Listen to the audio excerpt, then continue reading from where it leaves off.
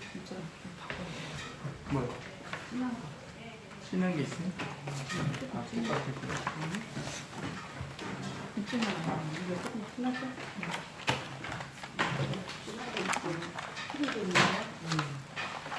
잉크가 모자랐나 봐요. 틀렸습니다.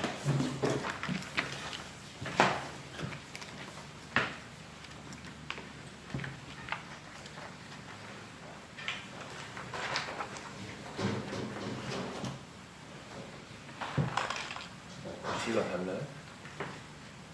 인쇄가요? 인쇄가 하기도 진하게 됐대요.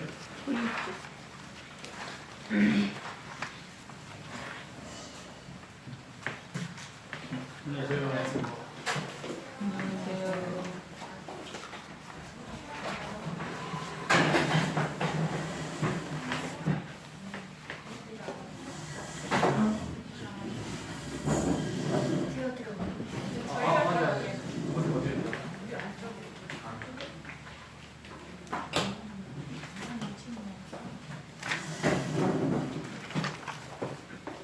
이건 가주세요. 크게.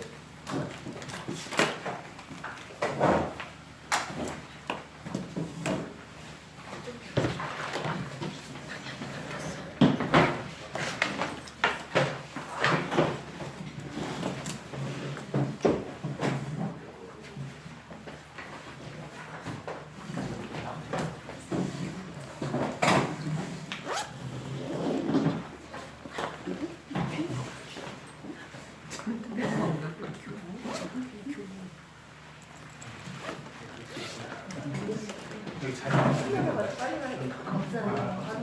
집사님 땡기는 거.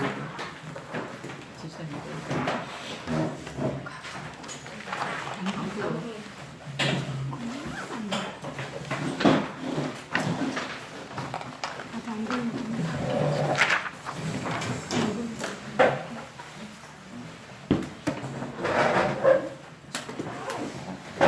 원래 그 자리 왔네. 가백.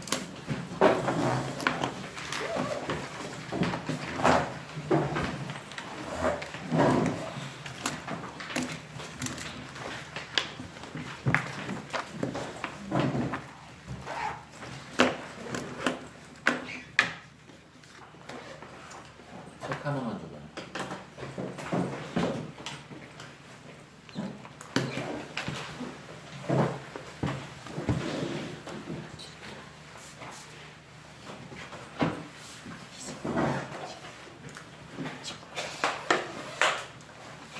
기도하겠습니다.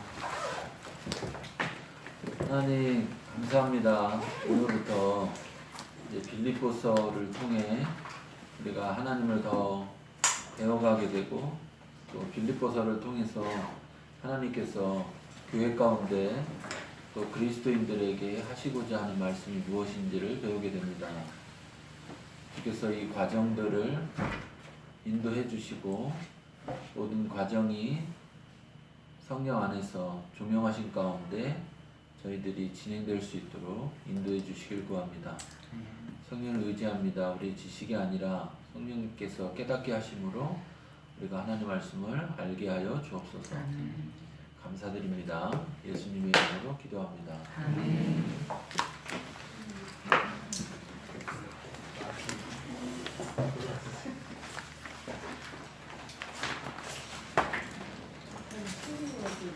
자, 먼저 책을 보시면 넘기시면 나의 서약이라는 부분이 나옵니다. 나의 서약.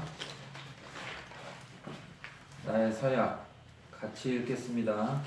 나는 성령님의 도움으로 성령을 통해 나를 향한 하나님의 말씀을 듣기 위해 헌신했습니다. 나는 성경학교를 마칠 때까지 매일 기도를 통해 하나님의 말씀을 깨닫는 은혜를 구하는 일에 헌신하겠습니다. 나는 성경학교를 통해 깨닫는 말씀을 내 자신의 삶에 실천하는 일에 헌신하겠습니다. 나는 성경학교를 통해 새롭게 깨닫는 말씀에 대해 감사하며 담임 목사님의 설교 사역을 위해 기도하는 일에 헌신하겠습니다. 나는 성경학교를 통해 받은 하나님의 말씀으로 다른 지체를 섬기는 일에 헌신하겠습니다. 나는 성경학교에 참여함에 있어 게으름이나 나태함으로 하지 아니하고 일어남과 열심을 가지고 적극적으로 참여하는 일에 헌신하겠습니다. 나는 성경학교를 통해 변화될 내 모습을 기대하며 하나님의 도우심을 구하고 나 자신도 예수님을 닮아가는 모습으로 변화하는 일에 최선을 다해 헌신하겠습니다. 나는 성경학교를 인도하는 목사님이 하나님만 적극적으로 일해하고 사람의 지식이 아닌 하나님의 말씀을 올바로 증거하도록 기도하는 일에 헌신하겠습니다. 나는 위의 내용을 지키기 위해 나의 삶을 조정하고 헌신하겠습니다. 네.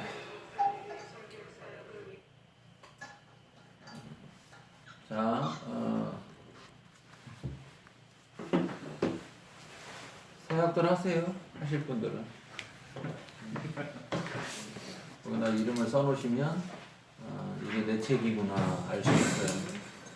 남의 책이 아니라 내 책이구나 라는 것을 알 수 있습니다. 19일. 22. 오늘? 19일인데 20일이네? 네. 20. 20일이구나 하면 돼.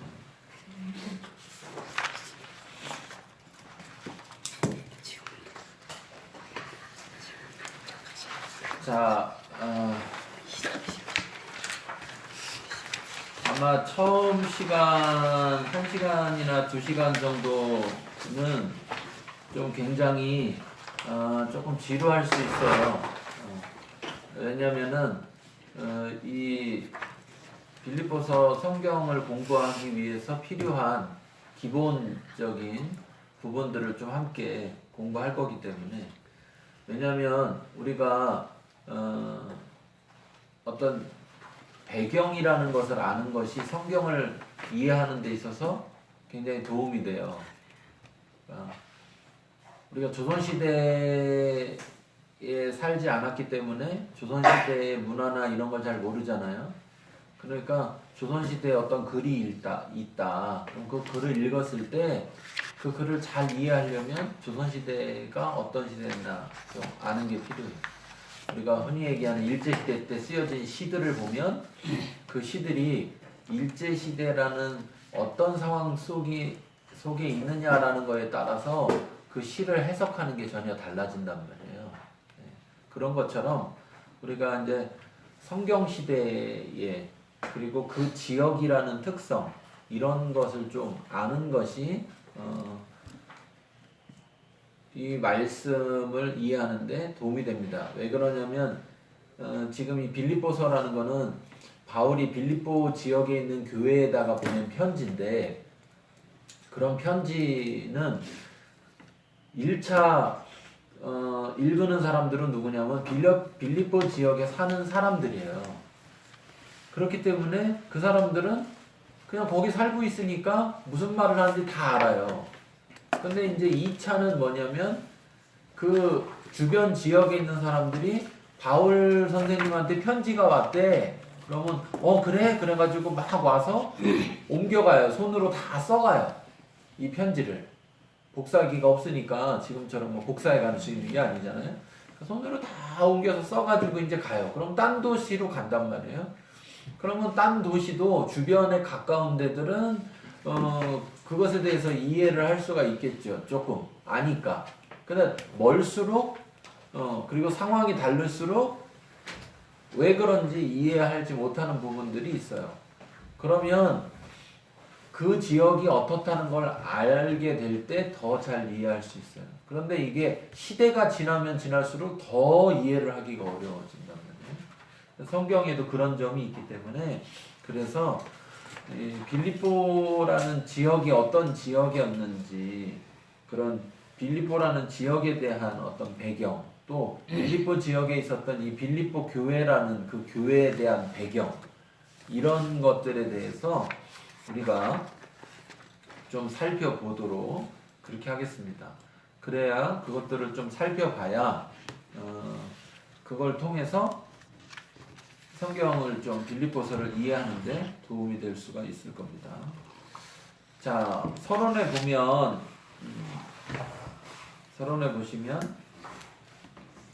빌립보의 배경이 있죠. 네. 배경. 네. 빌립보의 배경이 있는데 그 배경에 네. 그 배경에 보시면 먼저 이제 지리적인 거, 또 역사적인 거, 그 다음에 종교적인 이런 것이 있습니다. 자, 그러면 먼저 지리적 위치에 대해서 같이 읽어보겠습니다. 빌립보라는 도시는 누가에 의하며 마게도니아의 첫 성이요 로마의 식민지였음을 알 수 있다. 흔히 첫 성, 첫 도시라는 의미는 가장 큰 성, 즉 수도라는 의미가 있다고 생각할 수 있다. 하지만 당시 마게도니아의 수도는 데살로니가였다. 왜 누가는 빌립보를 마게도니아 지방의 첫 성이라 했을까? 왜 특별히 빌립보를 로마의 식민지라고 지정했을까? 그것은 빌립보의 역사와 또 빌립보가 지니고 있었던 특별한 중요성 때문이었다. 빌립보는 BC 358년경 마게도니아의 알렉산더 대왕의 아버지인 빌립 2세에 의하여 건설되었다. 빌립보라는 이름도 빌립 왕의 이름을 따서 명명되어진 것이다. 이 도시가 세워진 곳은 그리스 동북쪽에 위치한 크리니데스의 베트사시안이었으며 에게로부터 약 12km 정도 떨어진 곳에 위치하고 있었다. 이 때문에 세상으로의 왕래와 교육이 활발했을 뿐 아니라 육로의 교통 또한 매우 원활하였다. 이 도시는 많은 수원지 들이 있었기 때문에 기저가 비었고 부근에는 유명한 한계수가 있었기 때문에 경제적으로 매우 풍요로운 도시였다. BC 168년 로마가 페르시아를 정복하게 되자 이 도시는 로마 제국의 식민지가 되면서 로마의 땅이 되었다가 로마 제국의 일부가 되었다. 후에 로마와 동방 콘스탄티노를 이어주는 직선들인 에그나티아가 생기면서 빌립보는 정치, 군사적으로 매우 중요한 중지가 되었다. 네.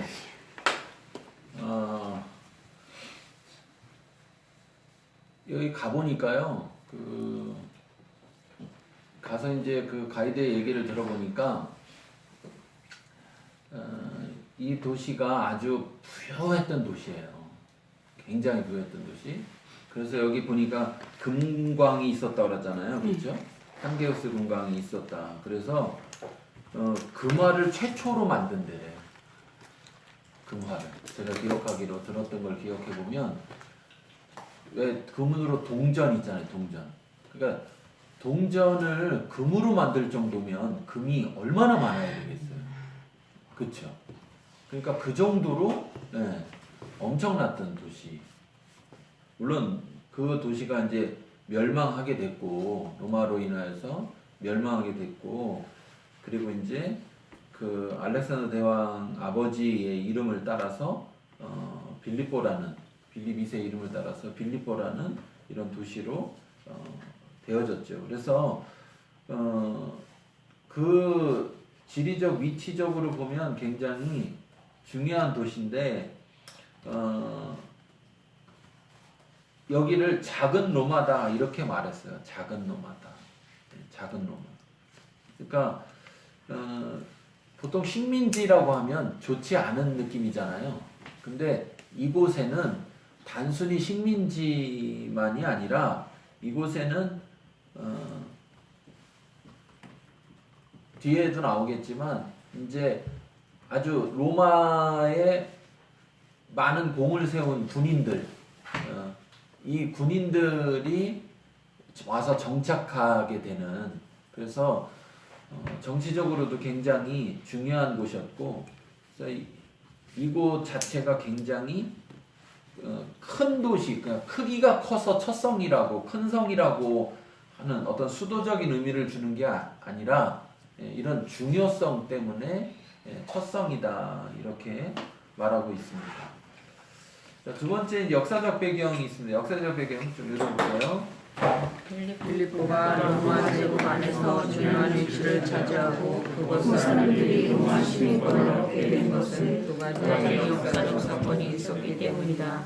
첫 번째 사건은 BC 42년 줄리아스 시자를 브루터스와 시우스의 로마 군대와 줄리아스와 안토니우스 사이에 전투가 벌어지게 되고 이 전투에서 승리한 옥타비아누스는 자기 여의 장들과 군사를 빌리보에 도를 중요한 계기가 되었다. 두 번째 사건은 BC 31년 옥타비우스와 안토니우스 간의 유명한 압디오전이 벌어지게 되는데 여기에서 옥타비우스가 승리하여 로마 제국의 첫 번째 왕자가 되어 자신을 아우구스라고 부르고 빌립보를 그의 중요한 군사기지로 삼았다. 그는 빌립보의 많은 로마 군인들, 세대 군인들, 이탈리아로부터 쫓겨난 안토니우스의 부하들을 이곳에 시켰다. 그래서 이 빌립보를 로마의 특별 시민지로 만들고 그곳 시민들을 로마의 시민들로 대우하며 이탈리아의 곳이라고 부르고 이탈리아 반도에 로마인들에게 부여했던 동일한 특권을 그들에게 부여할 것이다. 이런 역사적 배경 때문에 빌립보 시민들은 비록 로마 시민주의 시민들이지만 로마 시민들과 똑같은 특권을 누리는 아주 특별한 시민들이 되었던 것이다. 이때부터 빌립보의 주민들은 개인 재산을 소유할 수 있게 되었고 재판권을 가질 수 있었으며 당시 악명이 높던 인두스와 그리스를 감면받는 특권을 누리게 되었다. 한마디로 제2의 로마였던 것이다. 그렇기 때문에 자연히 빌립보 시민들은 로마의 시민으로서의 금지가 대단했다. 그들은 빌립보를 자랑하고 로마의 시민들의 것을 자랑했고 로마의 관습과 정신을 따르고 로마법을 준수하는 것을 영광으로 생각했다. 이게 지금 여기서 이제 끝부분에 나오는 로마 시민으로서의 어떤 자랑 또 그 다음에 로마의 다스림을 받는 것에 대한 자기들이 특별하게 생각하는 이런 것이 식민지임에도 불구하고 이런 것을 갖는 것이 이 지역 사람들에게 있었다라는 것은 이 빌립보서를 이제 공부하게 되다 보면 그리스도인들은 어디에 속한 사람인가라는 주제를 말하는 데 있어서 중요한 배경이 돼요. 그러니까 우리나라도 일제시대 때 보면 일제시대에 살아간다는 식민지로 살아간다는 것을 대부분의 사람들은 싫어했지만 그걸 좋아하는 사람들이 있었죠. 그렇죠? 예, 친일하는 사람들. 그래서 혜택을 보는 사람들은 뭐 지금도 요즘 그런 얘기하는 사람들이 있지만 일본이 우리나라를 개화시켰다. 뭐 일본 때문에 우리나라가 발전했다. 뭐 그러면서 마치 그 일본이 우리나라를 지배하고 다스렸던 것이 우리나라에게 좋은 일이었던 것처럼 이렇게 이야기하는 사람들이 있는 것처럼 이 빌립보라는 도시 전체에 그런 사상이 있었다는 거예요. 일부가 아니라. 네. 빌립보 지역에는 빌립보 지역 전체 사람들이 그러한 사상을 가지고 있었다는 거고 거기에 대해서 이 지역에는 또 여러 가지 세금에 대해서도 그렇고 특혜가 있었다라는 거죠. 그러니까 더더욱이나 그런 점을 가지고 있었다라는 거예요. 자, 종교적인 배경이 있습니다. 종교적 배경 굉장히 중요한데 종교적 배경 같이 읽겠습니다. 빌립보 사람들은 당시 페라시아 친구들로 매우 종교적인 모습을 보이고 있었다. 즉 다신 숭배가 성행하고 있었는데 특히 도착 종교인 페라시아의 페라시아를 하고 있었고 애굽 시리아 각의 여러 지방에서 저녁의 신들뿐만 아니라 로마 제국의 제일적이고 부정적인 신들과 라틴의 여러 신들을 숭배하고 있었다. 전쟁과 사망을 많이 보는 이런 분위기였는데 그 이유는 사람들이 자신의 생명에 대해서 불안해하고 그래서 그걸 좀 헤아려 보고 벗어나기 위해 전쟁을 자주 찾는 등 어디에서 헤매는 전형적인 하나의 영적 상태를 잘 보여주고 있다. 그렇다면 왜 이런 분위기에 즉 전쟁과 돈을 많이 모을 수 있는 종교적 현상이 나타나게 되었을까? 그리고 이런 현상이 빌립보만의 모습인지 아니면 당시의 보편적인 로마 제국의 종교적 현상이었을까? 당신 로마 제국은 문화적으로는 동양을 남식적인 것과 문화인 이방인과 다시 대표적인 종교적 분위기는 우상 숭배와 성도덕의 타락으로 특징이 주어질 수 있다. 고린도전서 8장 5절을 보면 헬라인들이 많은 신들과 많은 주들을 섬긴다고 말하고 있다.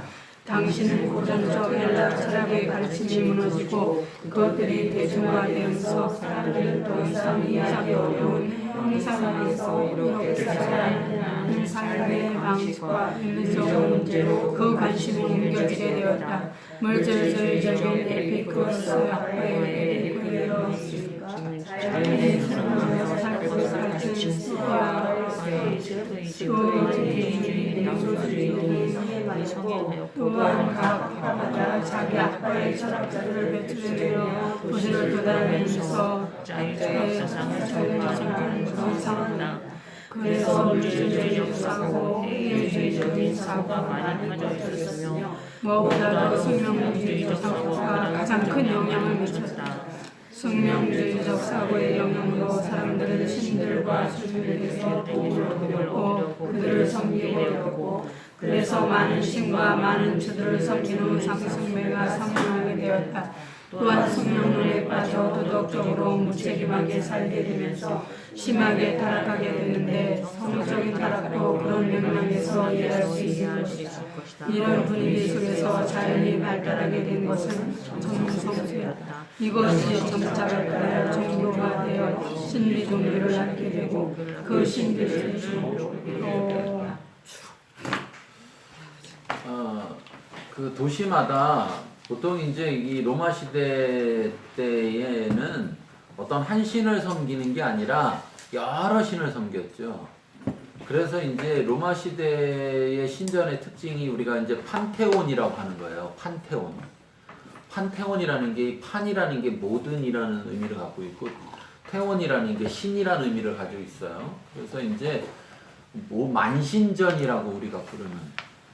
그래서 신전에 가면 어떤 한 신의 형상이 있는 게 아니라 수많은 신들이 다 거기 형상이 있는 거죠. 그래서 심지어 어느 정도였냐면 혹시라도 모르는 신이 있는데 자기들이 모르는 신이 있는데 그 신을 섬기지 않아서 그 신으로부터 저주를 받지 않을까라는 걱정 때문에 이름 모를 신을 위하여라는 제단까지도 만들어 놓을 정도로 그 정도로 여러 가지 신들을 섬겼고 그러면서도 또 그 지역마다 주로 섬기는 주신이 있었어요. 주신. 주신.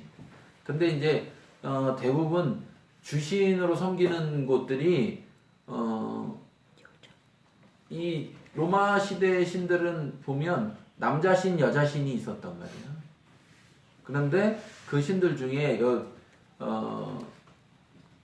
빌립보는 주신으로 섬기는 신이 몇 신이 있는데 두세 신 정도 있었는데 그 신 중에서 주신이 여신이었다라는 거.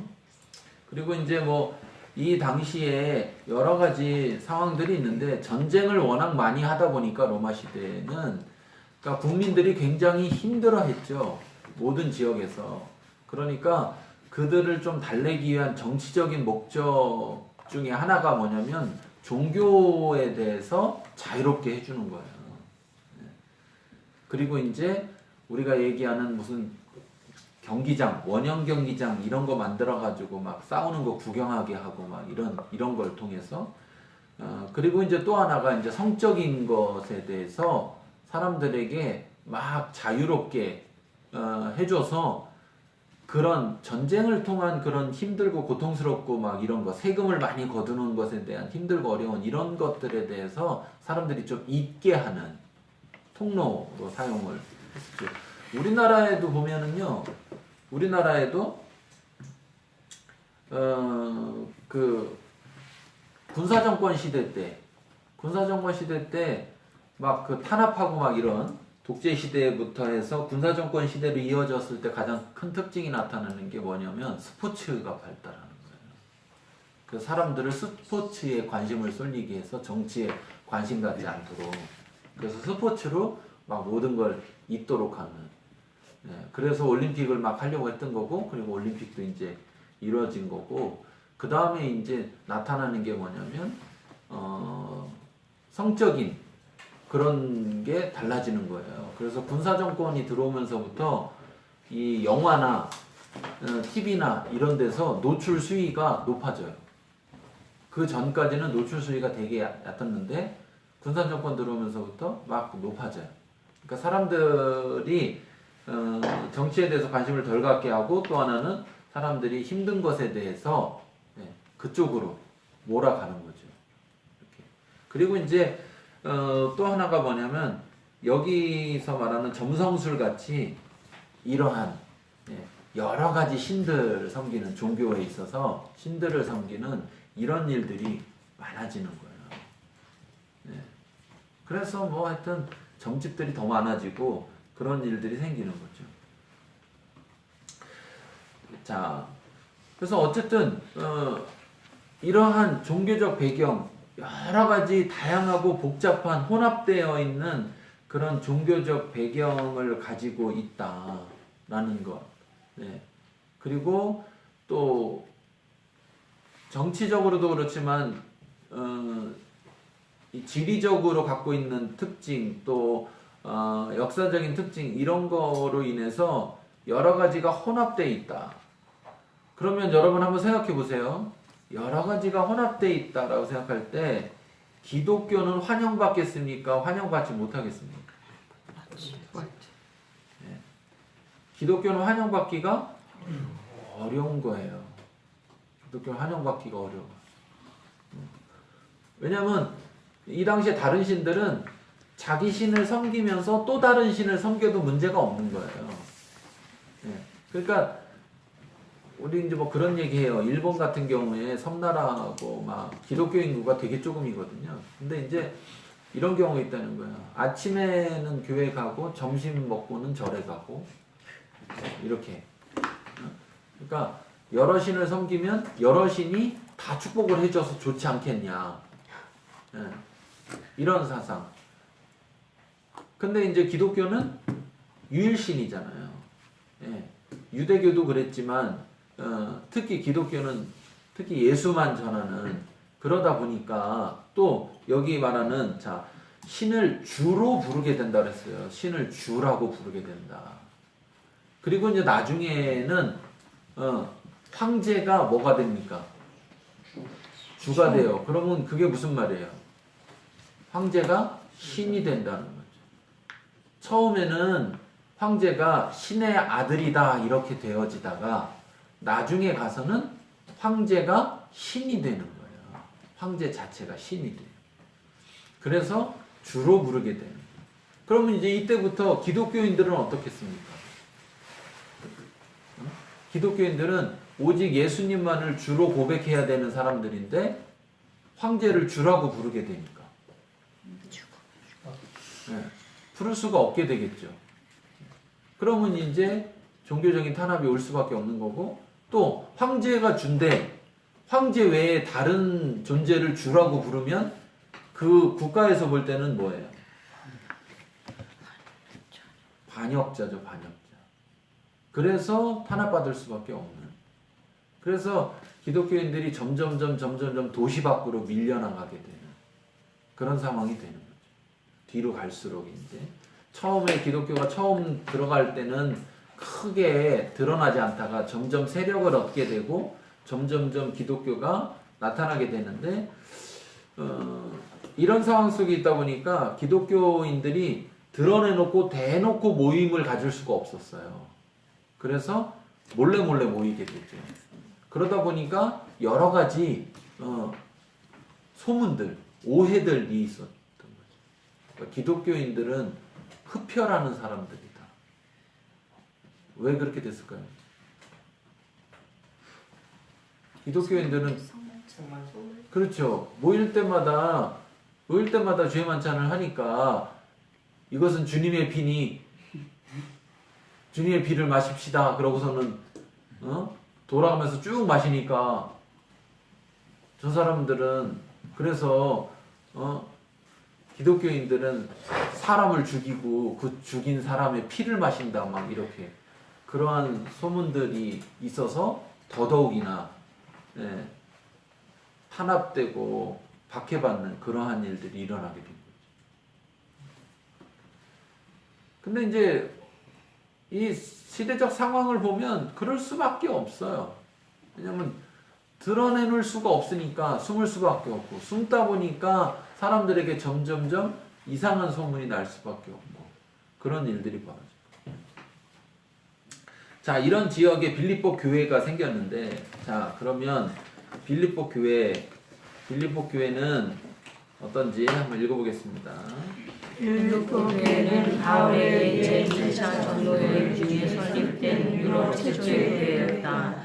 바울은 아시아 선교를 중단하고 에덴을 건너 빌립보에 가문의 역을 이루게 되었고, 이어서 로마의 국도인 에그나티아도를 따라 유럽에 처음으로 발을 들여놓은 땅이 아시아 쪽에 올 때 마게도니아의 첫 성인 빌립보였다. 바울은 로마 제국의 동부와 서부를 연결하는 군사도로서 아주 중요한 도시였던 에그나티아도의 사이에 있는 도시의 첫 발을 접하고 교회를 세우게 되었는데, 이를 위해서 바울의 빌립보 교회 설립은 바울의 선교 전략과 계획의 수령을 이루었다고 볼 수 있다. 그래서 빌립보 4장 15절에는 빌립보서의 복음 선포를 유럽에서의 복음의 시작이라고 평가하고 있다. 빌립보 교회를 세웠을 때 바울은 디모데와 실라 그리고 누가 동행하고 있었다. 그 성에서 안식일이 되기까지 수일을 요하다가 안식일로 바울이 찾아간 곳은 회당이 아니라 문밖 강가였다. 이것은 다른 말로 하면 유대인의 회당이 없었다는 말이 되기도 하며, 또한 유대인들이 거의 없었다는 것을 뜻하기도 한다. 만일 회당이 있었다면 바울은 자신의 길대로 회당을 찾아갔을 것이다. 바울이 어느 도시에 가든지 먼저 회당을 찾아가는 구원사에서 복음이 유대인에게 먼저 선포되어야 한다는 신학적인 이유가 있지도 하지만, 그곳에는 유대인들이 이방인이 있는 구약과 유대교를 알아서 복음을 받기로 준비된 사람들이 많이 있어 복음을 효과적으로 전할 수 있기 때문이다. 이외에 또 다른 이유도 있었다. 당시 유대인의 회당은 그들의 예배 장소였을 뿐만 아니라 여행객의 숙소로서 혹은 지도 알선소로서 혹은 유대인들의 모임의 장소로서 그들의 삶의 중심자의 역할을 하고 있었다.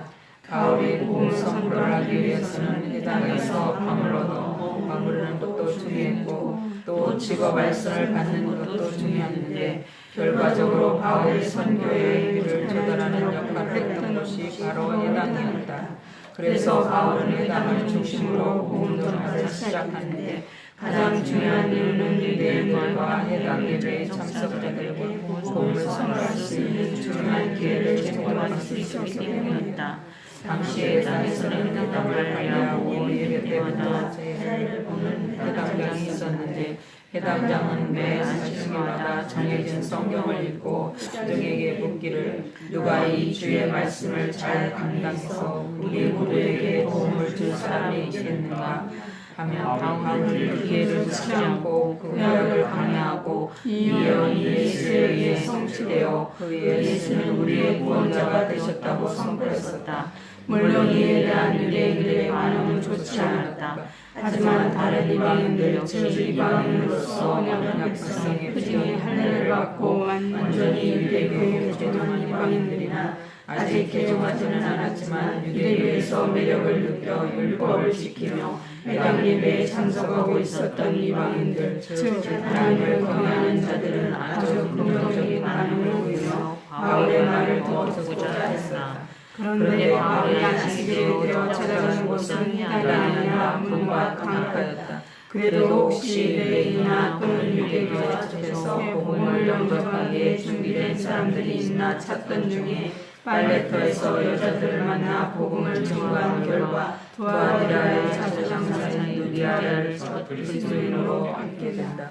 사도행전 16장 14절에 의하면 누디아는 하나님을 두려워하는 자로서 유대교의 회당에 다니고 있었던 자였다. 그는 바울이 전하는 복음에 응답하여 그리스도를 믿고 침례를 하는데 그녀와 그녀의 가족들은 유럽 최초의 기독교인이 되었다. 그 후 바울은 문대에 천성교의 기지로 삼고 그곳에서 많은 고난과 능력을 받아가며 심지어 감옥에 갇히기까지 하며 계속 복음을 전한 결과 간수장과 그의 가족들, 정치를 찾아 유오디아, 순두계, 엘레멘트 등의 신자들을 얻게 되었다. 이들을 중심으로 빌립보 교회는 설립되게 되었는데 여기서 우리는 이 교회의 구성원들이 예외 없이 이방인들이라는 것을 알 수 있고 이 교회는 이방 그리스도인들로 시작되었다는 것을 알 수 있다. 빌립보 교회의 설립과 하며 우리가 관심을 가지고 보아야 할 특이한 점은 바울이 선교하는 가운데 이곳에서 처음으로 로마의 관원과 충돌하게 되었다는 것이다. 로마법과 문술에 어긋난다는 시민들의 모습을 받고 바울을 오게 강요했던 로마 관원은 지금까지 관리가 없었으므로 그 고소 사건을 어떻게 처리해야 할지를 아직 모르고 있었다. 후에 바울이 로마 시민권을 알고 나서는 기시한 제가 성립할 수 없음을 알고 사과하고 조용히 떠나달라고 요청하는 것으로 결말이 지어지게 한다. 하지만 이것은 앞으로 바울이 유럽 교회를 하는 데 있어서 하나의 중요한 발대를 남기는 의미 있는 사건이었다. 이와 비슷하지만 이보다 더 공식적인 발대는 고린도에서 선교할 때 결정되게 된다. 이것은 바울이 고린도인들이 고소 성도 갈리오와 앞에 달려가게 되는 사건이다. 이때 갈리오는 바울의 말을 들어보고 무죄 석방하는데 무죄 석방의 의미는 바울의 복음 선포에 임한 로마의 법을 어기지 않는다고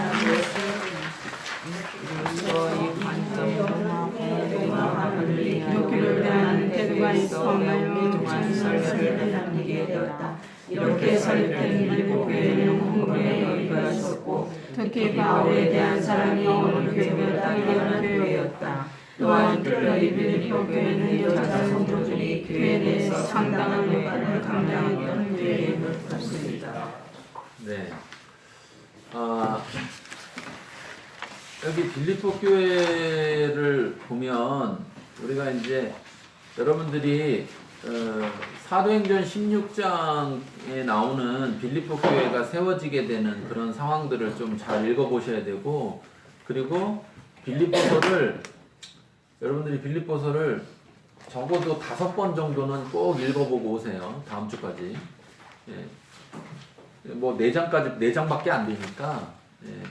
그러니까 반복해서 좀 읽어보시고 오시길 바라요. 빌립보 교회는 어쨌든 이방인들로 시작되어진 교회예요. 이 빌립보에는 회당이 없었어요. 회당이 없었다라는 것은 유대인 남자 10명이 없었다는 거예요. 유대인 남성 10명.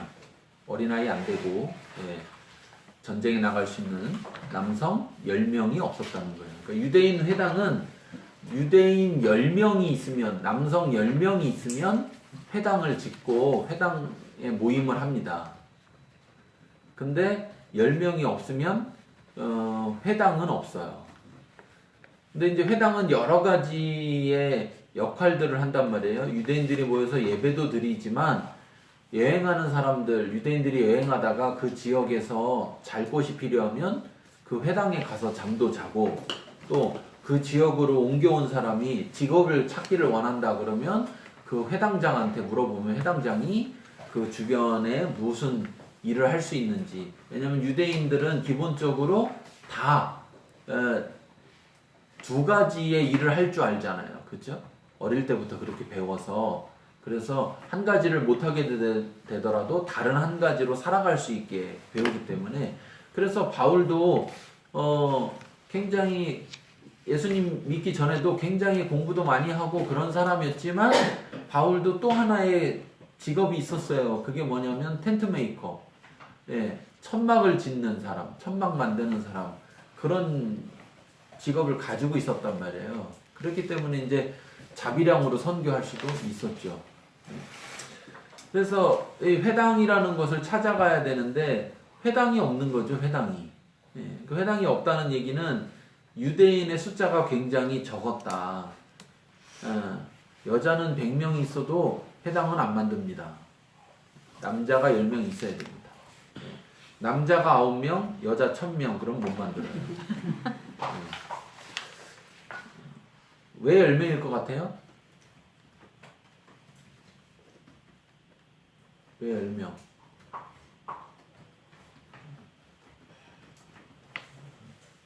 열 명이 좋은가 보죠.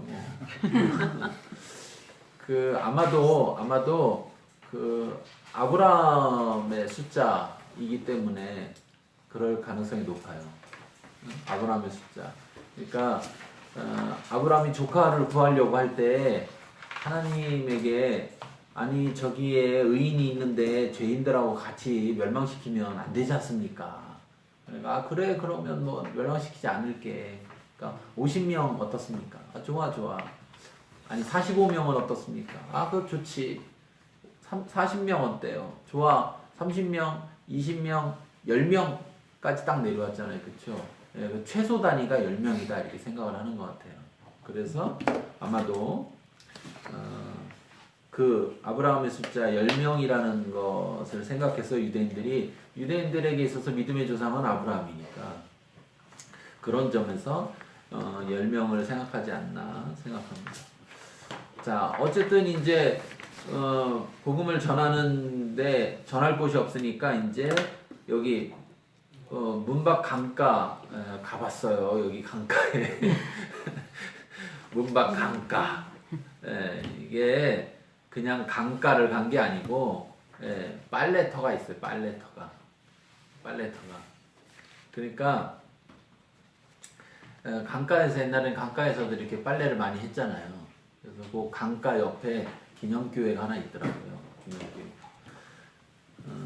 근데 어쨌든 그 사람들을 만나기 위해서 그러니까 그냥 보세요. 사람들이 살고 있는 동네에서 사람들이 있는 어디를 가야 되잖아요. 그러려면 이제 광장이 있거든요. 아고라라고 하는 광장이 있어요. 동네마다.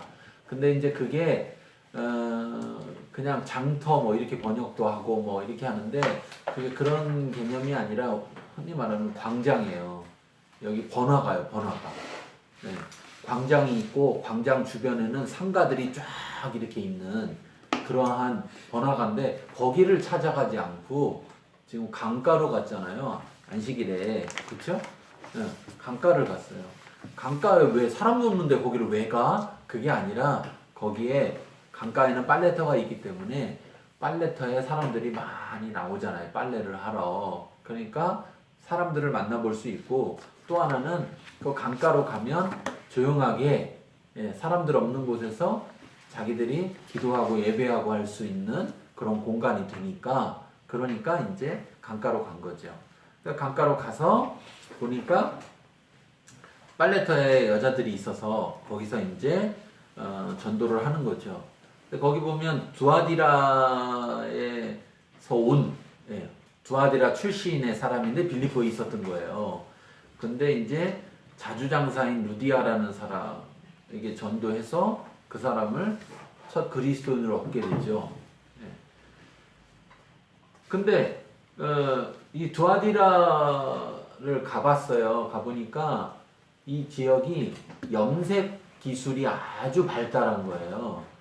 그래서 이 염색 기술이 발달하다 보니까 이 염색해서 천 이런 것들을 파는데 아주 고급 염색, 일반 염색이 아니라 고급 염색. 그래서 아주 가격도 비싸고 상류층에서 사용하는 그런 것을 하던 장사하는 사람이에요. 그러니까 여기는 이게 지금 장사라고 번역이 됐는데 어떻게 보면 무역상이죠. 무역상.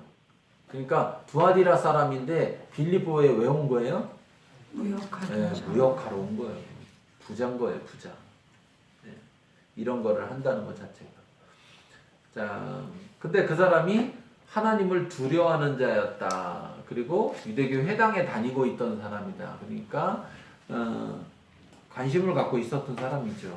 근데 그에게 예수님을 전하게 됐고, 그러니까 바울이 이제 그런 사람이니까 구약에 대해서 어느 정도 알 거 아니에요? 그러니까 그 사람에게 그 구약에 예언된 자가 예수다라는 것을 전했겠죠.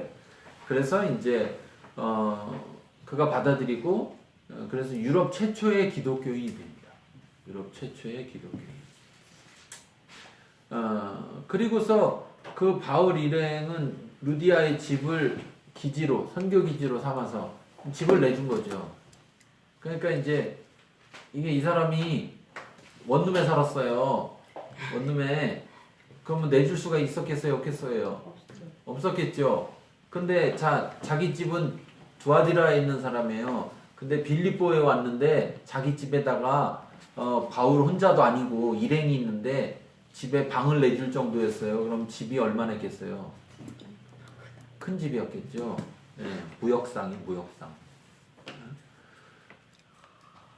그래서 이제 근데 이제 이런 전통이 있어요, 여러분. 그러니까 유럽하고 이쪽 근동 지역, 그 소아시아라고 하는 지역과 유럽 지역 이런 지역에는요, 손님이 오면 나그네나 이런 손님들을 자기 집에 이렇게 초대해서 쉬고 가게 하는, 기독교만이 아니라 아브라함도 그렇게 했던 것처럼 그렇게 하는, 롯도 천사들이 갔을 때 들어오라고 하잖아요. 그것처럼 그렇게 하는 것이 축복받는 길이라고 생각을 해요. 그래서 그렇게 들어오면은요, 안방을 내줘. 그 지금도 유럽 쪽이나 이쪽 그쪽에 사람들 이렇게 이방인 타 지역 사람들이 나그네가 이렇게 오잖아. 여행객이 오거나 뭐 이렇게 누가 왔는데 잘 데가 없어서 막 그런 사람 있으면 잘 데 있냐 이렇게 물어봐요. 그러면 없다 그러면 우리 집에 가서 자라. 그러면은 저희들 데려가면 어디 소파에서 자라고 하나 그러는데 안방을 내줘. 그러고 자기는 저쪽에 구석에 가서 자. 작은 방에 가서 자든지 뭐 소파에서 자든지 그 정도로. 대단하지 않아요? 그런 문화가 있어요. 그런 문화가. 네. 그래서 이제 자기가 믿게 됐으니까 바울은 거기에 이제 온 사람이니까 거처가 없을 거 아니에요? 그러니까 거긴 또 회당도 없으니까. 그러니까 자기 집에 와라. 자기 집에. 그래서 거기서 이제 거하면서 복음을 전하게 되는데 거기서 이제 여러 가지 어려움들을 겪게 되고 감옥에 갇히잖아요. 그렇죠? 감옥을 또 가봤어요. 감옥을 갔는데 마음이 참 그 감옥하고 광장하고 거리가 얼마 안 돼요. 우리로 따지면 그 우리 저기 백화점에서 그 건너편 큰 길 있잖아요. 큰 길. 그 백화점 있는 그 길의 건너편 정도 있잖아요. 그 정도 거리 되나? 좁나? 그거보다 좁나? 하여튼 그 정도에 예를 들면 그 건너편에 있는 은행이 있는 쪽이 거기가 그 감옥이면 이 백화점이 있는 쪽에가 광장이 쭉 있고 거기 상업지대가 쫙 있는 거예요. 여기가 희한하게 감옥이 이렇게 그렇게 가까이 있더라고요. 근데 이제 그 감옥에서 있다가 거기서 이제 어떤 일이 벌어졌어요? 간수장. 네? 간수장. 어떤 일이 벌어졌어요? 감옥에서. 간수장. 돈 받는. 네? 전해가지고 간수장. 뭐래요? 복음을 전해서 간수장. 뭐 새로운 성경책이에요? 아니 감옥에서 무슨 일이 있었냐니까요? 지진이 났잖아요. 아니야. 안 안 읽었어요? 아니요. 찾고 갈게요. 거기 보니까요 길 옆에가 감옥이더라고. 그 문이 열렸어요. 그러면 죄수들이 어떻게 하겠어요? 도망가요. 후루룩 금방 도망갈 수가 있겠죠. 근데 죄수를 지키는 사람 입장에서 죄수가 도망가면요 사형이야 사형. 예. 간수장에서요. 간수장이고 뭐고 다 사형이야 그냥. 예. 간수고 간수장이고 하여튼 죄수를 못 지키면 사형이라고요. 도망가기도 되게 좋아. 감옥이 어디 저쪽에 멀리 떨어져 있고 막 높은 담으로 쌓여 있는 게 아니더라고 가보니까. 근데 이 감옥에 갇혔는데 바울이 뭐 했어요? 기도하고 전도했어. 아니 뭐래요 자꾸. 바울이 감옥에 갇혔는데 뭐 했냐니까요. 계속 복음을 전했어요. 누구한테 복음을 전해요? 감옥에 갇혔는데. 간수장. 간수장을 어떻게 만나요? 기도했어요. 응? 목도 자꾸 가. 감옥에서 찬양했잖아요. 찬양이. 네, 찬양하다. 예. 어떻게 앞에 거 다 건너뛰고 네, 나온 거만 자꾸 하여튼 그냥 복음만 전하고 싶어가지고 그냥 복음만 전하네 자꾸. 찬양하다 착고가 풀리고. 근데 바울의 문만 열린 게 아니라 다 열렸잖아요. 다. 바울의 감옥문만 열린 게 아니고 감옥문들이 다 열렸다고. 다. 예. 그러니까 놀라운 일이 벌어진 거예요. 사실은 다 안 도망간 거예요. 예? 다 안 도망간 거예요. 바울과 신라만 안 도망간 게 아니고 다 안 도망간 거라. 예. 그러니까 얼마나 놀랐겠어요. 이 사람은 이제 자살하려고 하잖아요. 그때 복음을 왜냐면 문이 열려 있으니까. 그리고 여러분 자꾸 여러분 지금 시대로 생각을 하는데 그 시대에 감옥 안에 뭐 전기불이 들어오겠어요? 생각을 해보세요. 감옥 안에 전기불 들어와요? 아닐 거 아니에요. 그렇잖아요? 그러면 불을 켜놔도 어디만 켜놓겠어요? 감옥 안에를 켜놓겠어요? 감옥 밖에를 켜놓겠지. 그러니까 문은 열려 있고 안은 깜깜하고 보여요, 안 보여요? 안 보이죠. 그러면 문이 열렸으면 당연히 다 도망갔을 거라고 생각하는 거지. 예. 그것도 문 하나 열린 게 아니라 다 열렸어요. 그러면 다 도망갔을 거라고 생각하니까 자살하려고 하는 거예요. 왜 자살 안 해도 자기는 죽어 어차피. 어차피 죽어요.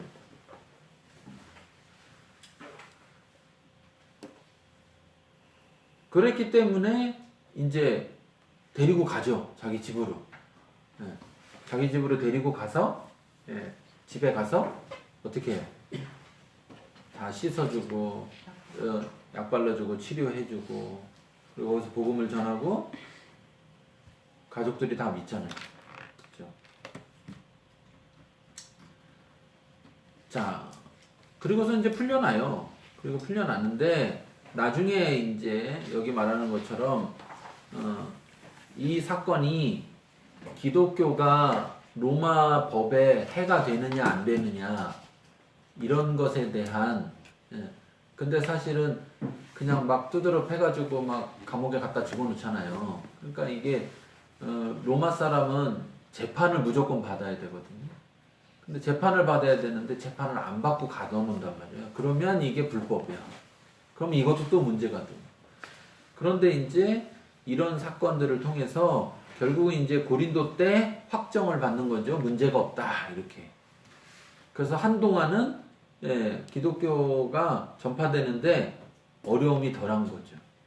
나중에 이제 핍박받기 시작하면서부터는 뭐 안 됐지만 일단 이 중요한 사건이었어요. 감옥에 가는 게 바울이.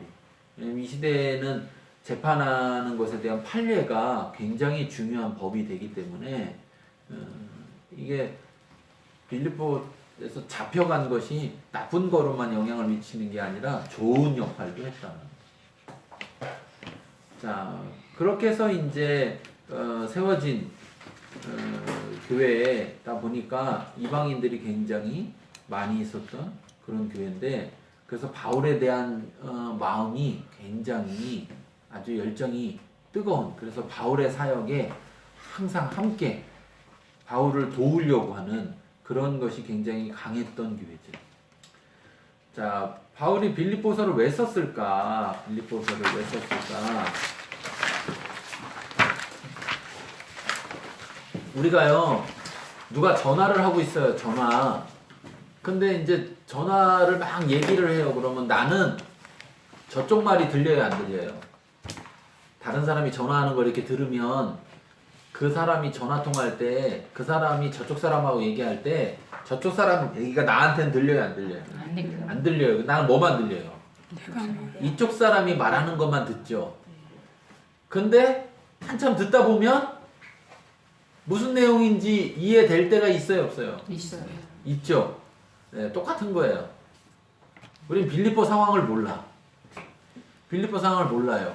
근데 바울이 빌립보로부터 어떤 편지를 받았는지, 어떤 내용을 전달받았는지 몰라요. 근데 바울이 빌립보 교회에다가 편지를 보낸 내용을 통해서 아, 빌립보에 이런 문제들이 있었구나, 이런 상황이 있었구나, 그래서 그거에 대해서 바울이 어떻게 하라고 이렇게 편지를 보낸 거구나, 이렇게 알 수 있는 거예요. 추측해서. 네. 그래서 첫 번째는 이 편지를 감옥에서 쓰는데 지금 디모데와 에바브로디도를 빌립보 교회에 추천하고 있어요. 빌립보 교회를 위해서 디모데와 에바브로디도를 추천하기 위해서 편지에다가, 옛날에는 이제 사람을 보낼 때 그 사람이 믿을 수 있는 사람인지 아닌지 어떻게 알아요? 그쵸? 그러면 이제 항상 추천서를 같이 보낸다고요. 그럼 여러분 그런 거 봤어요? 이렇게 편지가 영화 보면, 옛날 외국 영화 보면 이렇게 종이를 막 이렇게 접어가지고 거기다가 이렇게 도장으로 꾹 찍으면 이제 이렇게 딱 밀랍 촌농 같은 거 떨어뜨려갖고 이렇게 꾹 찍으면은 이렇게 도장도 찍히고 편지가 이제 안 열리잖아요. 그럼 이제 그걸 강제로 딱 만약에 중간에 누가 뜯었다 그러면 표시가 확 나잖아요. 그러니까 이제 그렇게 해서 딱 보내잖아. 그럼 이제 가져가서 전해라 그러면 가서 이렇게 탁 뜯어보면 목을 쳐라 이렇게 하는 것도 있고 그런 게 쓰여 있는 것도 있고, 상을 줘라 이렇게 쓰여 있는 것도 있는데 모르게 딱 이렇게 보내죠. 근데 대부분 이제 사람을 보낼 때 그 사람을 그쪽 사람들이 모르는 사람일 경우에는 이 사람이 어떤 사람이다 라고 추천서를 이렇게 써서 보내는데, 이 빌립보 편에 보내는 이 편지 속에는 추천서를 보내는 그러한 성격을 가지고 있다라는 걸 알 수 있고요. 두 번째는 에바브로디도를 통해서 빌립보 교회가 보낸 편지와 헌금을 먼저 받았던 거예요. 네? 편지 내용은 뭔지 모르지만 편지를 받았고 또 헌금도 받았던 거예요. 에바브로디도를 통해서. 그래서 잘 받았다. 내가 에바브로디도가 중간에서 안 떼먹었다. 잘 받았다. 그리고 고맙다. 이런 내용을 보내는 거고요. 그래서 영수증의 성격도 띠고 감사의 글도 표현하고 있고, 세 번째는 그 받은 편지 속에서 빌립보 교회 가운데 몇 가지 문제들이 있는 것을 알게 된 거예요. 그래서 그 문제들에 대해서 어떻게 해야 되는지, 특별히 교회 안에 분쟁이 생긴 거예요. 분쟁이. 여자들이 문제야. 이 빌립보 교회에서. 빌립보 교회에 여자들이, 여자 지도자들, 여자 리더들끼리 분쟁이 있는 거예요. 그래서 그런 문제를 해결하기 위해서 어떻게 해야 될지를 이야기하고 있어요. 그래서 1장 후반부터 2장까지 또 4장에서 그 문제를 다루고 있는데, 한마디로 교회 전체가 하나 되는 것이 중요하다 이 얘기를 하고 있어요. 교회 전체가 하나 되는 게 중요하다. 그러면서 특히 4장에서는 얼마나 심각했는지 대놓고 이름을 불러. 유오디아, 순두계, 니네 왜 그래? 이렇게 하면서 여성들로 빌립보 교회의 중요한 두 지도자였는데 이 둘의 의견이 일치를 보지 못하는 것에 대해서 하나 돼야 된다 이 얘기를 하고 있어요. 그러니까 이거 참 보면 여러분 생각해 보세요. 이 편지가 도착했어. 빌립보 지역에 도착해서 이제 착 편지를 읽을 거 아니에요? 바울 선생으로부터 편지가 왔습니다. 그러고 이제 다 모여가지고 이제 착 편지를 읽으면서 유오디아 순두계 니네 정신 좀 차려. 좀 둘이 하나 돼야 돼. 이렇게 탁 보냈어. 그럼 유오디아 순두계는 어떻게 할까요? 어떻게 할까요? 딴 교회로 가지. 골로새 교회로 가든지 에베소 교회로 가든지. 우리가 만약 생각해보세요. 우리가 지금 시대에 예배 시간에 유오대아 집사님, 순두개 집사님, 둘이 왜 이렇게 싸우는 거예요? 어? 둘이 좀 화해하고 하나 되세요. 이렇게 얘기해봐요. 그 교회 다니겠어요? 안 다니겠어요?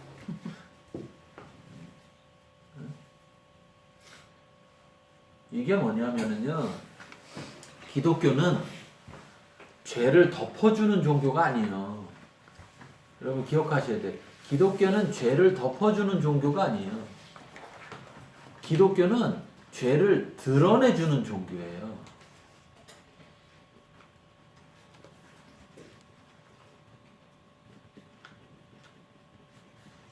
그리고 기독교는요, 공동체 중심의 교회예요. 기독교는 공동체 중심이에요. 공동체 중심. 그러니까 이 유오디아나 순두개를 말하는 것은 단순히 개인들만 말하는 게 아니라 공동체 속에 있는 개인을 말하는 거예요. 그러니까 이 사람 둘이 하나 되지 못한다는 건 그냥 두 사람의 개인적 문제가 아니고 무슨 문제라고? 공동체 문제라고. 그럼 이 말 속에는 또 뭐가 있는 거냐면 유오디아 순두개 니네 둘만 하나 되지 못하고 있는 게 아니라 나머지 교회 니네는 뭘 하고 있느냐는 거예요. 이 두 사람이 하나 되지 못하고 있는데 왜 냅두냐는 거예요. 두 사람이 하나 되도록 뭐 해라? 공동체가 도와줘야 되지 않느냐? 도와줘서 하나 되게 해야 되는데 뭐 하고 있느냐? 그러니까 이건 지금 단순히 유오디아나 순두개 두 사람만 그 사람들의 잘못을 드러내는 것만이 아니라 빌립보 교회 공동체의 잘못을 드러내고 있는 거예요. 여러분 절대적으로 기독교가 죄를 덮어주는 종교다. 그게 은혜다. 이렇게 생각하면 안 돼요. 은혜는 죄를 드러나게 해주는 거예요. 죄를 드러나게. 왜? 죄를 덮잖아요? 그건 누구의 방식이냐면 사단의 방식인 거예요. 자, 아담과 하와가 죄를 짓자마자 제일 먼저 뭐를 해요? 죄를 덮어. 죄를. 예. 죄는 부끄러운 거거든요. 죄를 지면 부끄러워요. 근데 그 부끄러움을 덮어버려서 죄를 짓고도 안 부끄러우려고 하잖아요. 그렇죠? 은혜는 뭐냐면 은혜라는 거는 죄를 졌음에도 불구하고 그 죄를 용서할 때 그게 기독교식의 죄를 덮는 거예요. 그러니까 죄가 있는데 죄가 없다고 하는 게 아니라 죄가 있는데 죄가 있다고 밝히고 그래서 죄를 인정하고 시인하면 그 다음에는 그 죄를 덮어주는 거예요. 왜? 시인하고 인정했으니까 용서해 주는 걸 통해서 그 죄는 이제 없는 죄가 되게 하는 거예요. 없는 죄가. 그걸 은혜라고 하는 거예요. 자, 이게 지금 우리가 교회 안에서 우리가 좀 다시금 생각해 봐야 될 문제인 거예요. 여러분 지금 시대에 한국 교회에서 교회 안에 어떤 죄가 있으면 드러내요, 덮어요? 덮어요. 왜 자꾸 덮을까요? 그게 은혜라고 생각하지. 덮어주는 게 사랑이라고 생각하고. 근데 재밌는 사실은요, 그렇게 덮는데 용서는 안 해요. 그렇죠. 네. 덮는데 용서는 안 해. 너무 배신감. 근데 원래 우리의 은혜는 용서를 하는 거예요. 용서를. 그리고 용서했기 때문에 그 사람이 그 죄를 또 쳐다보면 다시 또 죄가 떠오르고 죄에 묶인 삶을 살까봐 용서했으니까 죄를 덮어주는 거예요. 용서했으니까. 누가 어떤 사람이 하도 시간이 남고 할 일이 없어서 아담과 하와가 나뭇이파리로 이렇게 탁 가렸잖아요. 에? 그래서 실험을 해봤다는 거예요. 그 나뭇이파리가 얼마나 오래 쓸 수 있을까. 2시간. 근데 생각해보세요. 나뭇이파리가 쌩쌩할 때 물을 가지고 있을 때는 쭉 펴져 있을 거 아니에요? 근데 이게 마르면 어떻게 될까요? 예, 오므라들어. 그럼 가려져요, 안 가려져? 안 가르쳐. 안 가려져. 그러면 또 어떻게 해야 돼? 다시 따야지. 또 죄가 드러나니까 또 다시 또 가려. 근데 잡으세요. 가렸는데 죄는 사라져요, 안 사라져요? 안 사라져. 안 사라지죠. 사단은 이렇게 속이는 거예요.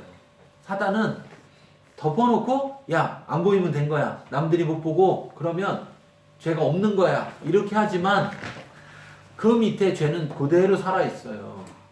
그래서 그게 다시 드러나지는 위험성을 가지고 있어. 그러면 이 사람은 항상 뭘 걱정해야 돼요? 죄가 들킬까봐, 드러날까봐. 네. 근데 그거에 비하면 하나님께서 가죽으로 옷을 만들어 입히시는 거죠. 예. 그러니까 그 가죽옷은 그 이파리처럼 말라서 죄가 드러날까 걱정할 필요가 있어요, 없어요? 없어요. 없다는 거예요. 이게 우리가 죄를 공개적으로 드러내는 이유는 이건 개인적으로만 봐야 되는 게 아니라 공동체 안에서 봐야 되는 거기 때문에 그래요. 그래서 결국 자, 두 사람이 화해했잖아요. 그러면 두 사람이 화해한 거로만 끝나는 게 아니라 공동체도 그걸 그대로 인정해야 된다는 거야.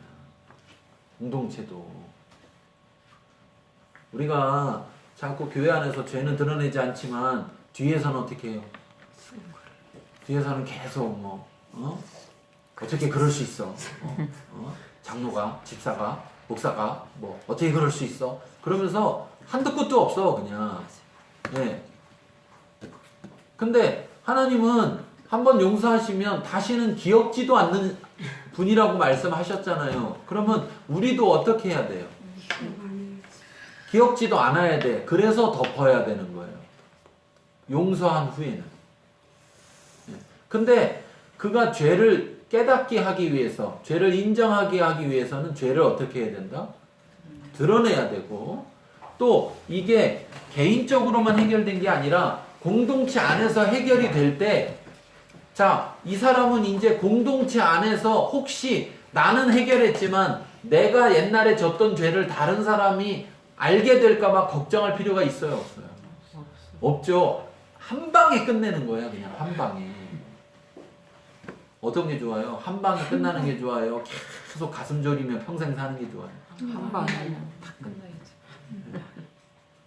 이게 어떻게 가능하냐면 용서라는 게 있기 때문에 가능한 일이에요. 근데 세상에서는 이게 불가능해요. 한 방에 끝내면 한 방에 훅 가는 수가 있어. 그러니까 모든 죄인들은 어떻게든 죄를 감춰. 하여튼 들킨 건 어쩔 수 없지만 안 들킨 건 최대한 계속 감추려고 하잖아요. 그쵸? 왜? 세상에 뭐가 없어요? 용서가 없거든요. 용서가. 그리고 더더군다나 많은 사람에게 드러나면 더더욱 문제가 된다고요. 근데 교회는 많은 사람, 공동체 앞에 그 사람의 죄를 드러내고 그 공동체 속에서 그 죄를 해결하는 거예요. 그래서 여기서 이렇게, 자, 베드로가 예수님처럼 십자가 지러 간다니까 뭐라 그래요? 그러면 안 된다. 이렇게 했을 때 예수님이 베드로를 끌고 저 구석으로 가가지고 이 사단아 물러가라 이렇게 안 했다고. 다른 제자들이 다 있는 앞에서 어떻게 해요? 사단아 내 뒤로 물러가라 그러잖아요. 그렇죠? 여러분 꼭 우리는 기억해야 된다니까요. 근데 이게 참 무서운 거예요. 이게 응? 이게 왜 무섭냐? 자, 이렇게 생각해 보세요. 자, 제가 죄인입니다. 여러분들이 다 안 죄인이에요. 근데 제가 죄인인데 하나님이 제 죄를 여러분들한테, 우리가 공동체인데 여러분들한테 탁 드러나게 했어요. 내 죄가 확 다 있는 데서 드러나게 됐어. 그래서 내가 죄구나. 내가 깨달았어요. 어? 그러면 내가 이 죄를 자백하고 시인하고 자백했어요. 용서를 구했어요. 그러면 이제 하나님 용서하실 거 아니에요. 그쵸? 그럼 이제 나는 어떻게 돼요? 자유롭게 되죠. 여러분은 어떻게 돼요? 고민 가운데 빠지고 저 인간을 용서할 건가 말 건가. 같이 자유로운 게 아니죠. 내가 죄인일 땐 자유로운데 내가 용서하는 입장일 때는 자유롭냐는 거예요. 용서하는 사람만 자유로운 거예요. 용서하는 사람만. 용서 안 하는 사람은요? 자유롭지 못해요. 그 사람을 볼 거 아니야. 계속 공동체 안에서. 근데 그 사람은 죄인이었었는데 갑자기 죄는 사라지고 행복해서 룰루랄라 돌아다녀. 근데 용서가 안 돼. 그 죄에 묶여가지고. 그 사람은 행복하겠어요? 안 행복하지. 그래서 제가 이런 생각도 들어요. 왜 지금 시대의 교회는 죄를 드러내지 않을까? 그 죄인 자유로워질까봐. 그 죄인은 자유로워지고 우리는 다 괴로워질까봐.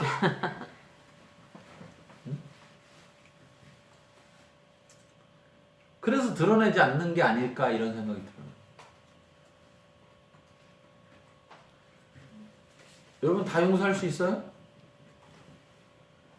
어? 무슨 죄를 졌든지 다 용서할 수 있어요? 재밌는 건 그 죄가 나한테 진 죄가 아닌데도 용서를 안 해.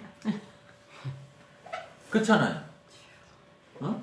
그 죄가 꼭 나한테 진 죄여야지만 용서를 못하는 게 아니고 나한테 진 죄가 아니어도 아니 어떻게 저런 죄를 질 수가 있어? 그러면서 용서를 안 한다고.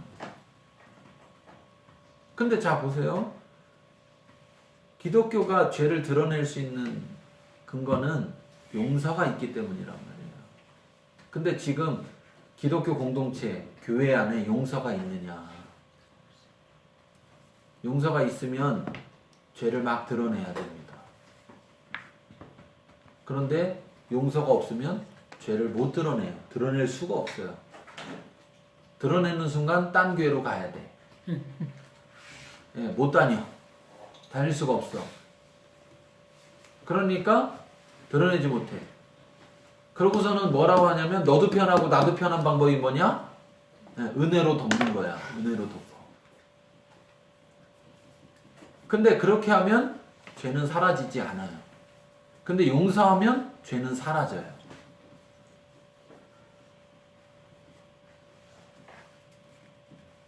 저는 이 빌립보서 속에서 이걸 볼 때마다 항상 생각하는 게 뭐냐면, 야, 어떻게 이름을 저렇게 대놓고 바울은 저렇게 편지에다가 2000년이 지난 지금까지 우리가 기억하도록 남겼을까?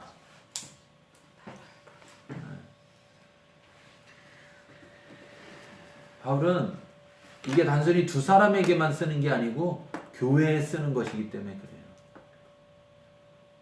이 두 사람이 화해할 때, 서로 용서하고 화해할 때 공동체도 뭐 해야 돼요? 그 사람들을 용서해야 되고 받아들여야 돼.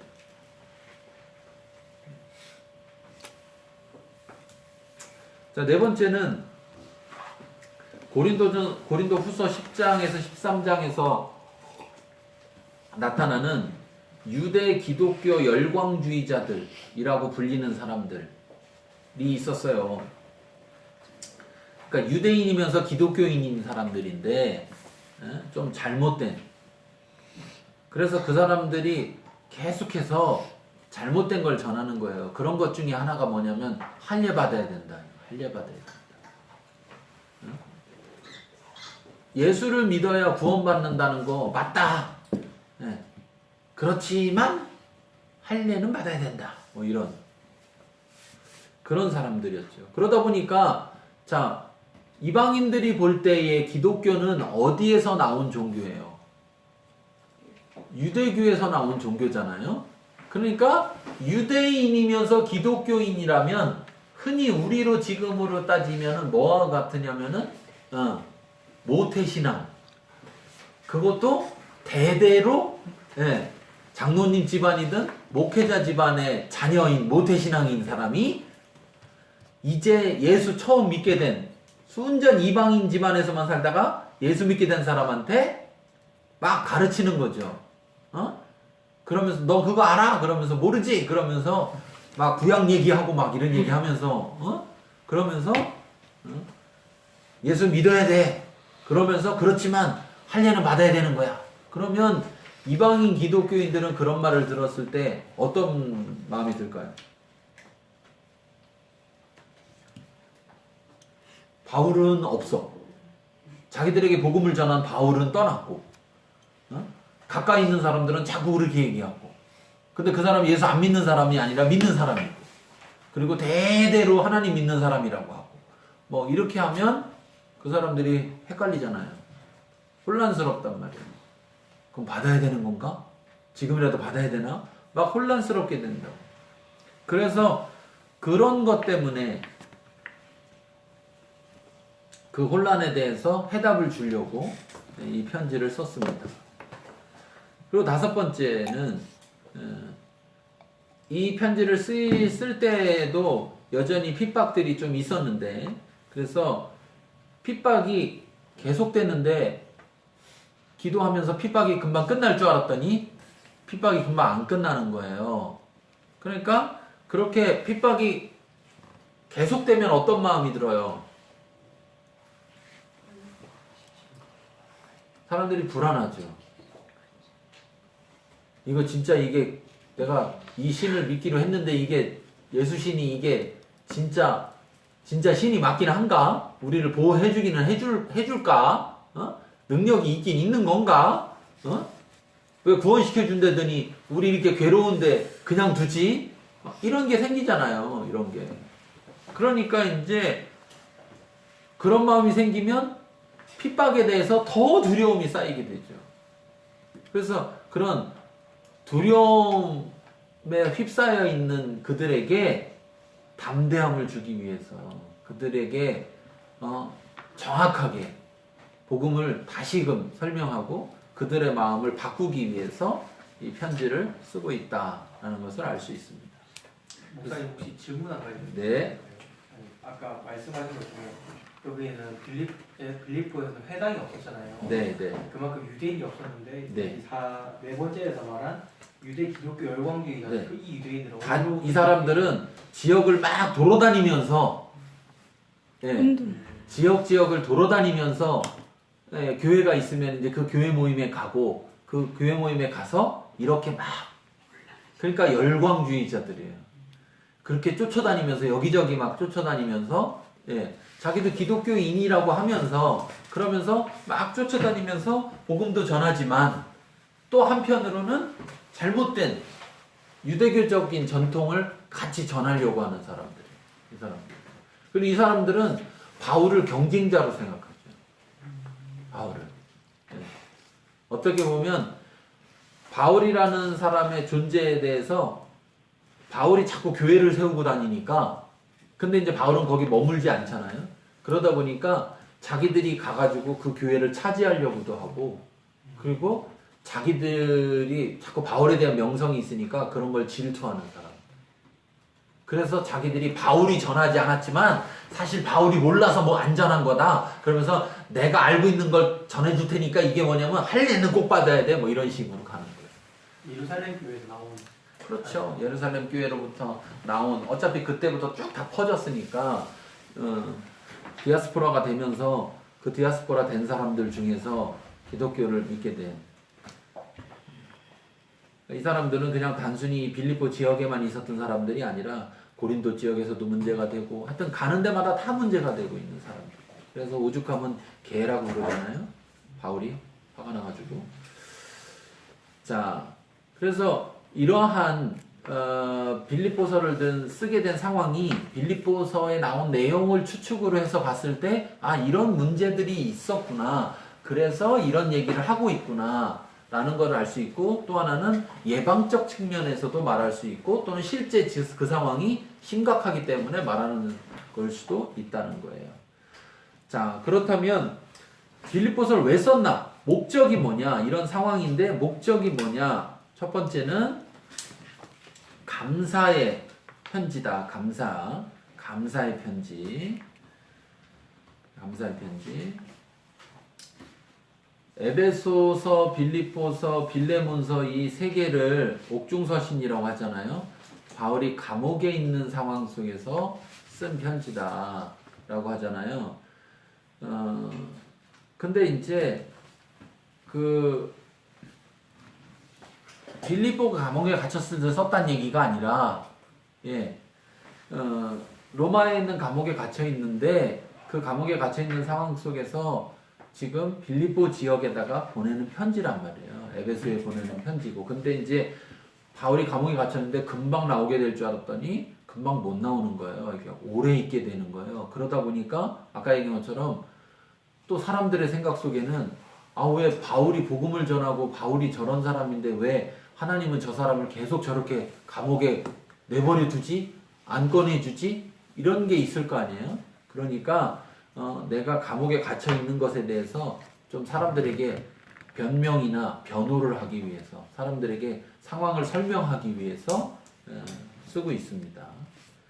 지금 내용들은 다 그 성경에 나와 있는 내용들을 가지고 말하는 거예요. 자, 그 다음에 분쟁 상황이 있었으니까 그거를 바로잡고 일치시키기 위해서 세 번째. 네 번째는 빌립보 교회 내에 들어와서 거짓 가르침을 하는 사람들, 그 사람들을 경계하기 위해서, 그리고 바로잡기 위해서, 그리고 핍박 있는 사람 성도들을 위로하기 위해서, 힘내라, 조금만 더 힘내면 된다, 이렇게 위로해주기 위한. 그래서 결국은 목적이라는 것은 그 상황에 의해서 결정되는 거죠. 그래서 그 상황에 따라서 그렇게 되어졌습니다. 그래서 이런 상황과 이런 목적을 가지고 볼 때 빌립보서라는 이 책의 주제가 뭐겠는가? 이 책의 주제를 보면 이 책의 전체 주제는 빌립보서 1장 27절에서 30절 또 4장 1절에서 나오는 내용으로 봤을 때 오직 너희는 그리스도 복음에 합당하게 생활하라 라는 이 말씀. 여러분 이 교재 맨 뒤에 보면 성경이 붙어 있습니다. 성경이 붙어 있는데 개역 개정판하고 표준 세번역 개정판하고 두 가지 버전이 맨 뒤에 붙어 있습니다. 그래서 빌립보 대조 성경 이렇게 돼 있죠? 거기에 1장 27절을 보시면 1장 27절 보시면 거기에 그렇게 써 있죠. 오직 너희는 그리스도의 복음에 합당하게 생활하라.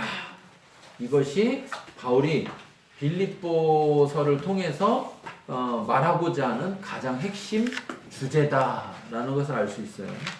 제가 이 빌립보서를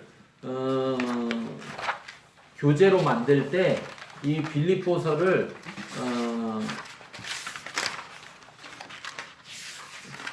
읽어내는 여러 가지 방법이 있을 수 있는데 지금 이 빌립보서를 읽은 방식은 수사학적 관점에서 읽은 거예요. 수사학적 관점. 이 수사학이라는 게 소위 그냥 쉽게 말하면 뭐냐? 말 잘하는 거예요. 말 잘하는 거. 어떻게 하면 말을 잘하는가? 어떻게 하면 사람들이 잘 받아들이도록 말을 잘할 것인가? 이게 수사학적 관점이거든요. 그래서 변호사들이 많이 배우는 게 이 수사학이고 또 하나 철학자들이 배우는 게 이 수사학이에요. 그래서 철학하는 사람들은 막 사람들 앞에서 새로운 것에 대해서 막 이야기할 때 그 사람들이 그것에 대해서 받아들이게 하려면 말을 잘해야 돼요? 못해야 돼요? 잘해야 되죠. 그래서 이 옛날 당시에는 변호사가 필요 없을 정도로 자기가 자기 변론을 하는 거예요. 워낙 수사학들을 많이 공부해서 말을 잘하니까. 그래서 수사학 관점에서 이 빌립보서 읽기를 했는데 읽기를 해보니까 주제를 이 27절에 나오는 말씀을 가지고 오직 너희는 그리스도의 복음에 합당하게 생활하라 라는 것이 주제다. 주제 다시 한번 읽어볼게요. 오직 너희는 그리스도의 복음에 합당하게 생활하라. 네. 자, 그러니까 여러분들 이거를 외우셔야 돼.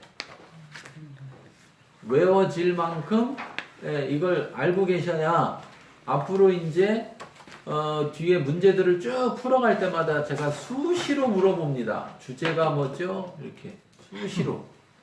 네.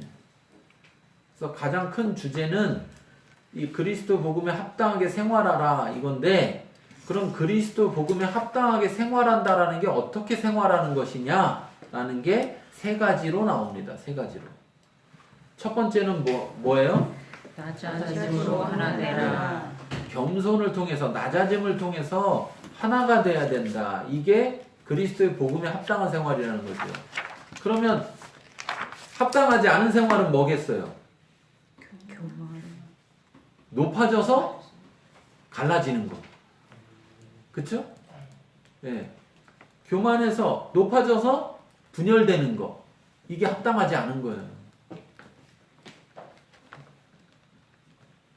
그러니까 교회 안에 나는 누구파다, 나는 누구파다 이런 게 있으면 안 되는 거죠. 이게. 그래서 합당한 것은, 복음에 합당한 것은 뭐냐? 낮아짐으로써 하나가 되는 것이고, 합당하지 않은 게 뭐냐? 그러면 높아짐으로 분열되는 것이다. 자, 두 번째. 인생이 즐거워라. 자, 그래서 복음에 합당한 삶은 자기 희생이 있어야 된다는 거예요. 근데 그 자기 희생이 억지로 하는 희생이 아니라 어떤 희생이요? 자원해서 하는. 그래서 즐거움으로 하는 희생. 그래서 빌립보서에 특히 많이 나오는 말이 뭐예요? 빌립보서에 특히 많이 나오는 말. 빌립보서 옛날에 뭐 설교를 들어봤을 거 아니에요. 읽어봤을 거고요. 기뻐하라, 기뻐하라, 기뻐하라. 이 말이 많이 나오잖아요. 네? 기뻐하라.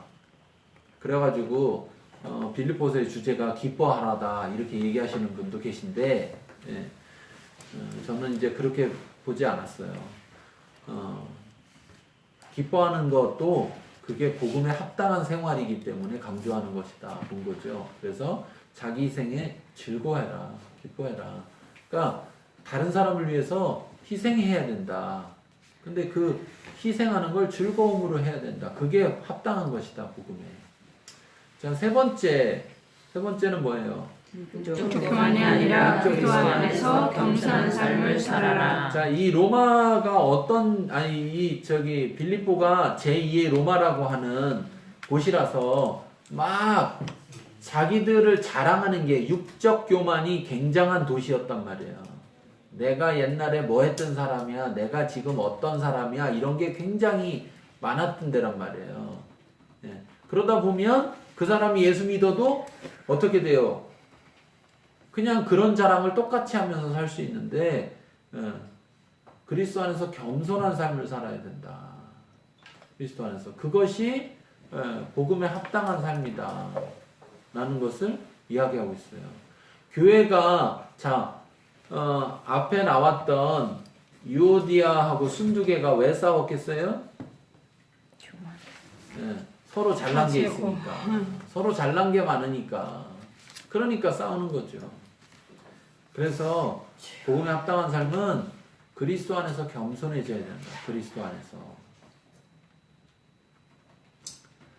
자, 주제를 한번, 전체 주제, 그 다음에 부주제, 소주제로 1, 2, 3 이거 같이 읽어보겠습니다. 오직 너희는 그리스도의 복음에 합당하게 생활하라. 낮아짐으로 하나 되라. 자기 희생에 즐거워하라. 육적 교만이 아니라 그리스도 안에서 겸손한 삶을 살아라. 네. 자, 책 보지 말고 하늘을 보시고 해보세요. 하늘을 보시고 하늘을 보라니까요. 하늘을. 시작. 오직 너희는 그리스도 안에서 합당한 생활을 하라. 뭐래요? 복음에 그리스도의 복음에 합당하게 다시 시작. 오직 너희는 그리스도의 복음에 합당한 생활을 하라. 첫 번째. 오직 너희는 두 번째, 자기 생에 즐거워하라. 세 번째, 육적만이 아니라 그 안에서 건전한 삶을 살아라.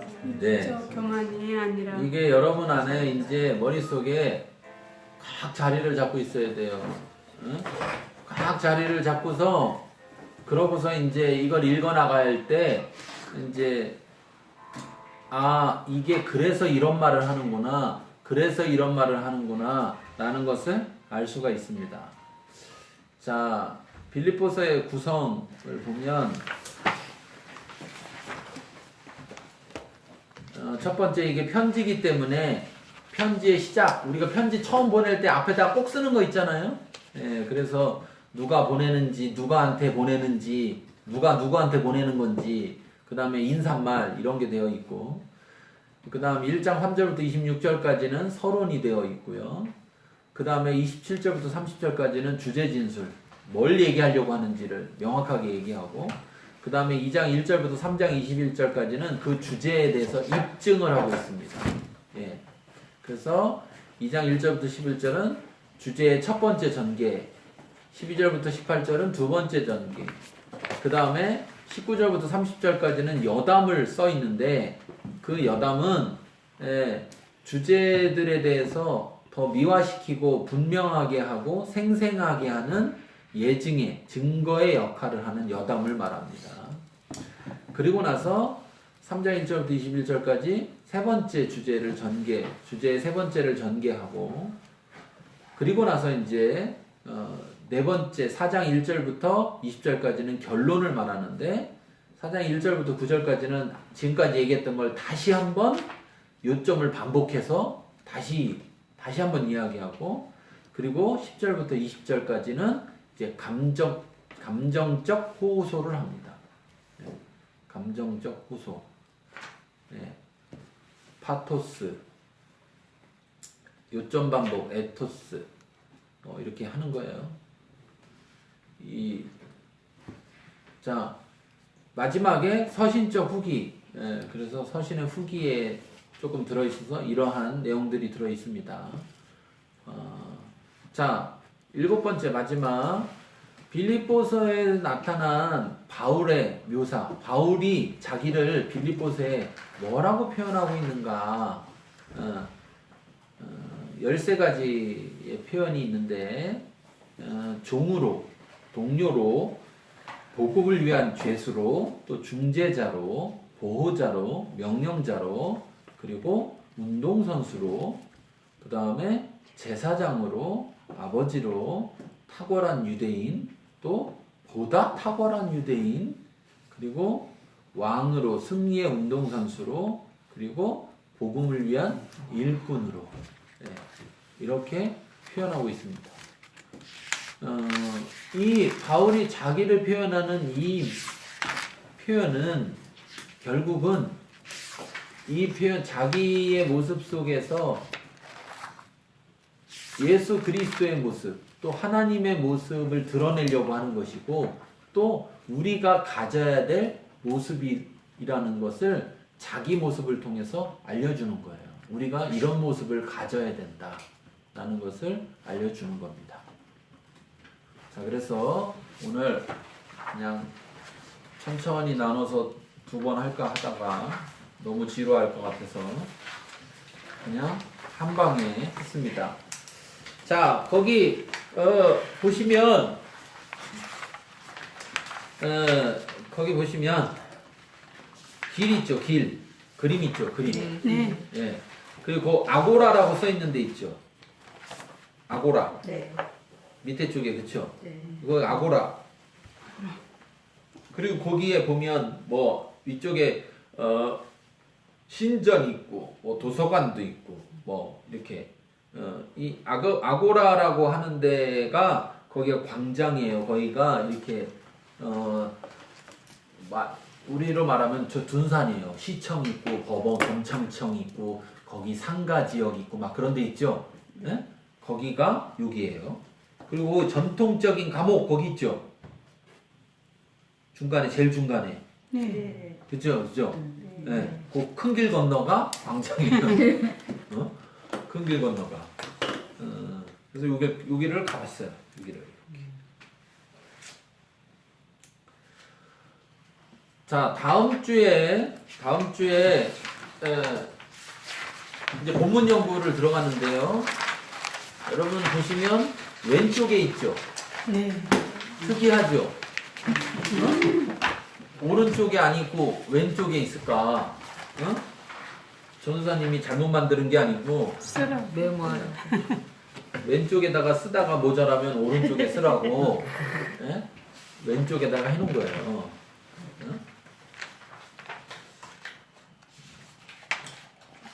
자, 그래서 숙제가 있습니다. 숙제 6페이지를 풀어오세요. 6페이지를 풀어오시면 됩니다.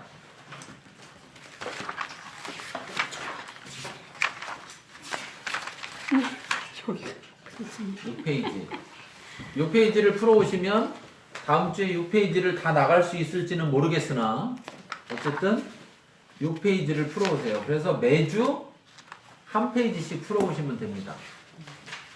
그러면 이제 오늘 빼고 한 8주 정도 해야 돼요. 8주.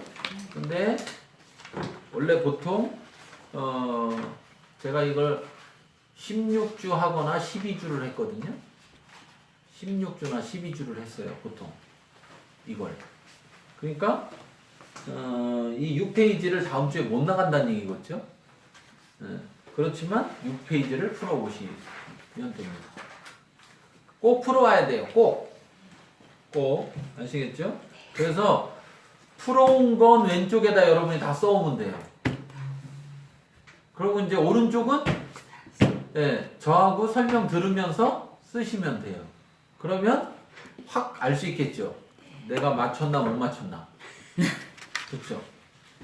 자, 그렇게 하면 되겠습니다. 질문 있으면 하세요.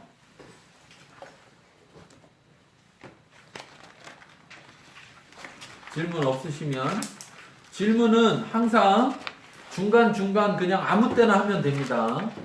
마지막에 몰아서 하려고 하지 마시고 그 상황에 그때 바로바로 질문하시면 됩니다.